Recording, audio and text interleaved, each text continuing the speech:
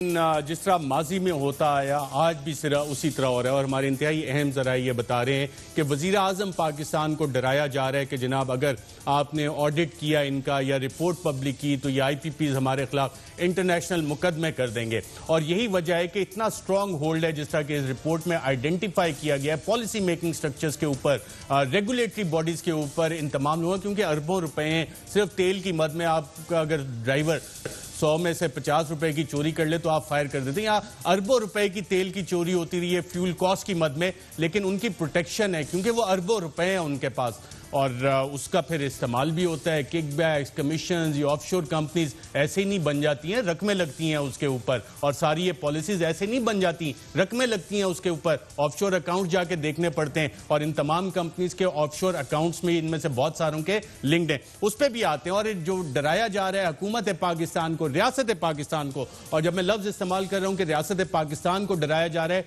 Target किया जा रहा है, तो इस 9 मेंबर कमेटी में तमाम हुकूमती इदारे बशमूल FI और ISI भी शामिल थे जिन्होंने इतनी मेहनत करके ये वाली रिपोर्ट बनाई है। और हुआ क्या, जहां पे जिस सेक्टर में 1000 मिलियन रुपए का रिपोर्ट का पैराग्राफ 13 कह रहा है डेली का नुकसान हो रहा है, इस कमेटी ने कहा कि जी हमें सिर्फ 22 मिलियन रुपया दे दें, तकरीबन 2 करोड़ रुपया, 2.25 करोड़ रुपया। हम एक इंटरनेशनल एक्सपर्टीज वाली कंपनी से इस पे स्टडी करवा के आपको देते हैं। वो 2 करोड़ रुपया, 22 मिलियन रुपया नहीं दिया गया। किसने नहीं दिया?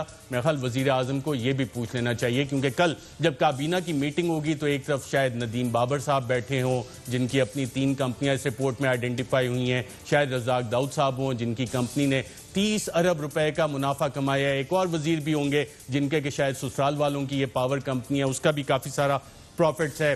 खुसरो बख्तियार साहब भी शायद होंगे क्योंकि उनकी कंपनी का भी यहाँ पे आ रहा है बिगास के चक्कर में सारा कुछ। और जो इसमें रिकमेंडेशंस दी गई हैं नाज़रीन, जो वजीर आज़म के कहने पे कमेटी बनाई गई और उसकी रिकमेंडेशंस क्या है वो मैं आपको ब्रीफली सामने रख देता हूँ।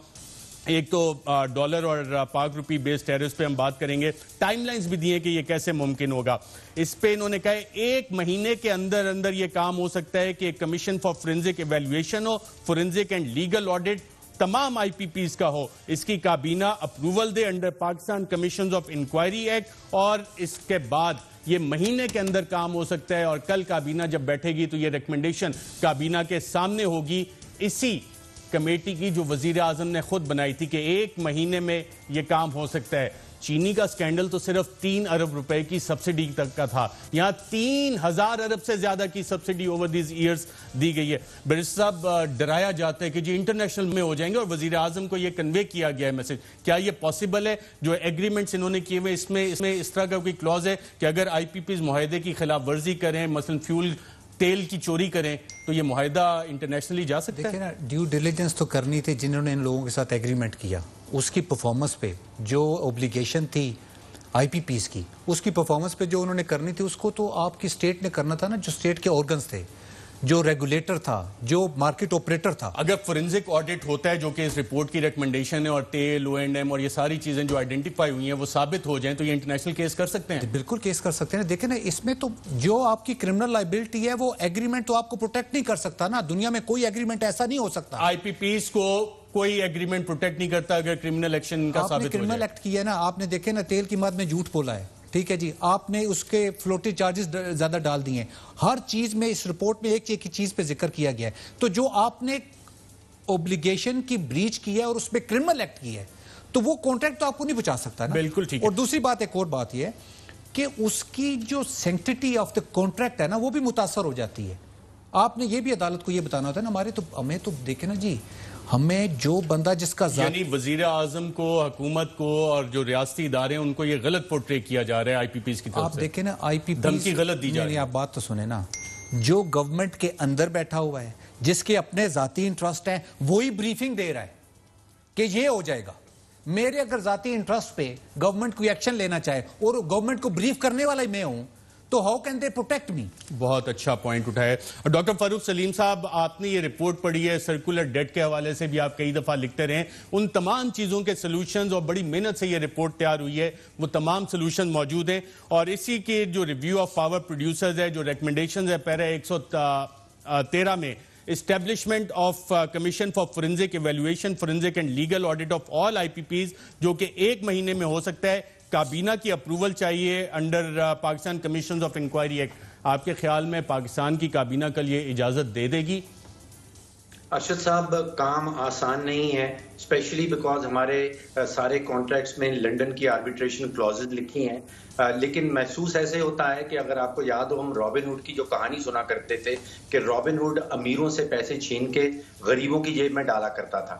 یہاں پہ حکومت پاکستان رابن ہوڈ ریورس کر رہی ہے، یہ غریبوں کی جیب سے پیسے نکال کے اور امیروں کی جیب میں ڈال رہی ہے. تو یہاں پہ حکومت کے اپنے ادارے جو ہیں، جس میں نیپرا ہے، جس میں CBPA ہے، انہوں نے ڈیو ڈیلیجنس کی اور غلط کی. انہوں نے انٹرنیشنل پریکٹسز نہیں دیکھی. اس رپورٹ میں جو دیا گیا ہے وہ یہ ہے کہ 1994 کی جو پاور پالیسی تھی اس میں ٹوٹل لاگت پروجیکٹ کی تھی 50 ارب روپیہ اور اس میں پروفٹ جو وہ لے گئے ہیں وہ 415 ارب. یعنی کہ اندازہ کیجئے 50 ارب لگا کے آپ 415 ارب کا پروفٹ لے جاتے ہیں. 2002 کی پاور پالیسی میں جو پاور پلانٹ لگائے گئے وہاں 58 ارب روپیہ آپ نے خرچ کیا پروجیکٹ کی لاگت میں اور 203 ارب روپیہ اس کے اوپر آپ نے کما لیا. 2015 کی پاور پالیسی آئی نواز شریف صاحب کے زمانے میں تو جیسے پہلے ذکر ہوا کہ وہاں 70% سے زائد جو ہے اس کی وہ منافع خوری کی گئی. اس میں ارشد صاحب جو سب سے خطرناک بات ہے جو آپ نے سرکولر ڈیٹ کا ذکر کیا، زرداری صاحب کے زمانے میں سرکولر ڈیٹ جو ہے وہ تقریباً 4.5 ارب روپیہ ماہانہ کے حساب سے بڑھ رہا تھا. پھر نواز شریف صاحب آ گئے، ان کے دوران سرکولر ڈیٹ جو ہے وہ 10 ارب روپے ماہانہ کے حساب سے بڑھ رہا تھا. اب عمران خان صاحب کی حکومت کے دوران وہی سرکولر ڈیٹ تقریباً 41 ارب روپے ماہانہ کے حساب سے بڑھ رہا ہے. رپورٹ بھی یہ کہہ رہی ہے کہ روزانہ کا ٹیکہ تقریباً 1 ارب روپے کا ہے. اس کو ہینڈل کرنا ہوگا، بڑی ہی احتیاط سے ہینڈل کرنا ہوگا. پہلے ہمیں کوئی انٹرنیشنل سٹینڈرڈ کی کمپنی چاہیے ہوگی جو کہ عالمی دنیا کے سامنے رکھے کہ ہمارے ساتھ بہت زیادتی ہو رہی ہے کہ ہمیں یہاں. بیرسٹر شعیب نے ابھی بتایا ایشین ڈیولپمنٹ بینک کی رپورٹ بھی آ گئی ہے فروری 2020 میں. اچھا میں اس میں ایک اور چیز بتاتا چلوں ناظرین کو. اگر پیرا 46 اس رپورٹ کا دیکھیں تو return on equity during construction بھی دیا گیا جو کہ یہ رپورٹ کہتی ہے کہ دنیا میں ایسا فینومنا کہیں نہیں ہوتا. اور eventually economic coordination committee of cabinet اس نے ڈالر ریٹرن الاؤ کر دیا. یہ ساری چیزیں ناظرین جو ہونا شروع ہوئیں جب ہم اس کے مزید تفصیل میں دستاویزات دیکھ رہے تھے تو جو پہلا IPP اس حوالے سے لگا تھا جس میں یہ ROEDC return on equity during construction دیا گیا وہ ندیم بابر صاحب کی کمپنی تھی اورینٹ پاور. ہماری خواہش ہوگی کہ ندیم بابر صاحب، عمر ایوب صاحب، شہزاد قاسم صاحب ہمارے ساتھ پروگرام میں تشریف لائیں اور آ کے اس پہ بات کریں. ہمیں یہ تو امید ہے کہ اسد عمر صاحب یقیناً آ جائیں گے کیونکہ ابھی تک واحد امید اس سارے کرائسس میں یہی ہے کہ کیبنٹ کمیٹی آن انرجی کا جب ان کو چیئرمین لگایا ہے وزیر اعظم نے تو اسی امید سے کہ اس کا ونس اینڈ فار آل وہ سلوشن نکالیں گے. یہاں پہ ناظرین اب ہم ایک